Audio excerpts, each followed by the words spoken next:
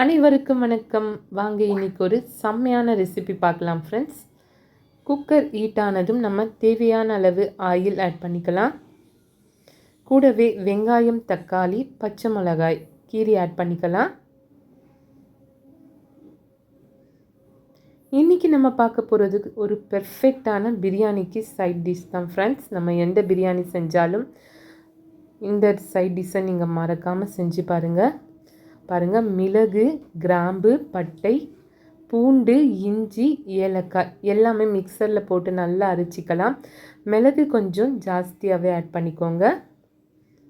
நான் இன்றைக்கி பண்ணுறது ஒரு 1/2 கிலோ சிக்கனுக்கு ஏற்ற மசாலா.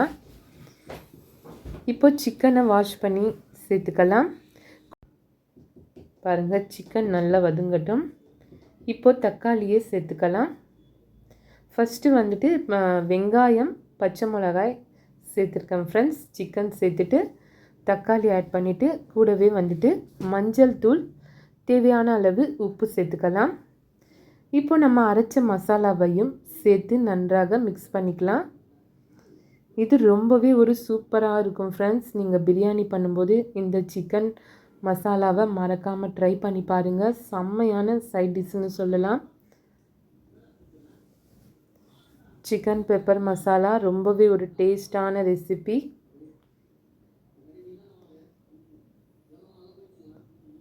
இப்போது தேவையான அளவு சில்லி பவுடர் கொஞ்சமாக ஆட் பண்ணியிருக்கேன். நீங்கள் வேணும்னா சேர்த்துக்கலாம், இல்லைன்னா அந்த பெப்பரோட மசாலாவே போதும் உங்களுக்கு.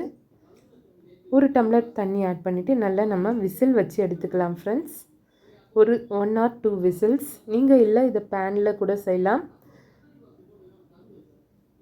பாருங்கள், செம்மையாக வந்துட்டுருக்கு.